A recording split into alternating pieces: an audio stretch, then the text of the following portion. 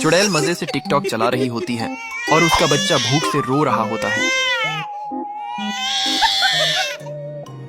बच्चे का बाप बच्चे की आवाज सुनकर गुस्से में वहां आता है और चुड़ैल को मोबाइल इस्तेमाल करते देखकर गुस्से में उसका मोबाइल तोड़ देता है।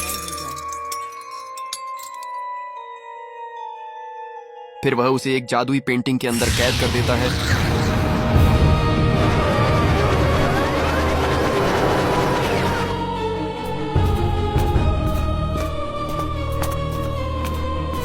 और उस पेंटिंग को सड़क पर फेंक देता है। थोड़ी देर बाद उसी सड़क से अनाया गुजर रही होती है। उसकी नजर उस पेंटिंग पर पड़ती है। उसे वह पेंटिंग बहुत अच्छी लगती है और वह उसे उठाकर घर ले जाती है।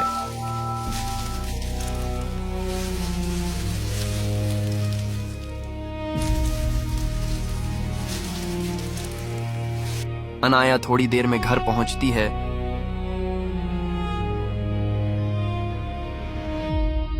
और फिर उस पेंटिंग को अपने बेडरूम में बेड के ऊपर टांग देती है और सो जाती है।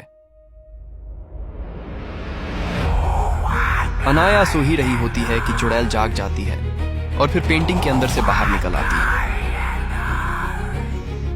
अनाया की आंख खुल जाती है और पेंटिंग को खाली देखकर वह हैरान रह जाती है। फिर चुड़ैल उसके सामने आ जाती है। अनाया चुड़ैल को देखकर डर जाती है। चुड़ैल जादू करती है और अनाया को उसी पेंटिंग के अंदर कैद कर देती है जिसमें वह पहले खुद कैद थी।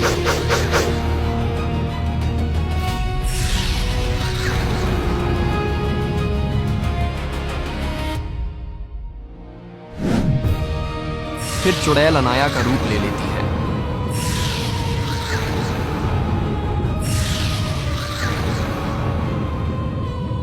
और पेंटिंग में फंसी अनाया को देखकर जोर जोर से हंसने लगती है।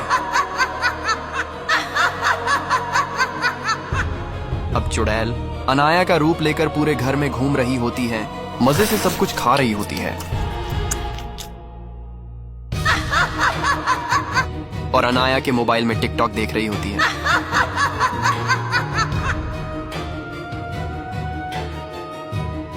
उधर समीर सोया हुआ उठ जाता है और स्कूल के लिए तैयार होने लगता है।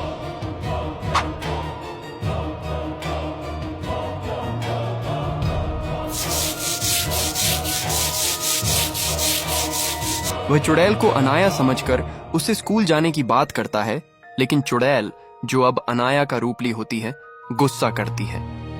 समीर उदास होकर अनाया के कमरे में चला जाता है और वहां पेंटिंग के अंदर असली अनाया को देखकर हैरान रह जाता है। वह जल्दी से पेंटिंग उतारता है और घर से भागने लगता है। वह जैसे ही सड़क पर भाग रहा होता है, चुड़ैल का पति भूत वही पेंटिंग देखकर चौंक जाता है। अगला पार्ट देखने के लिए लाइक और सब्सक्राइब करें।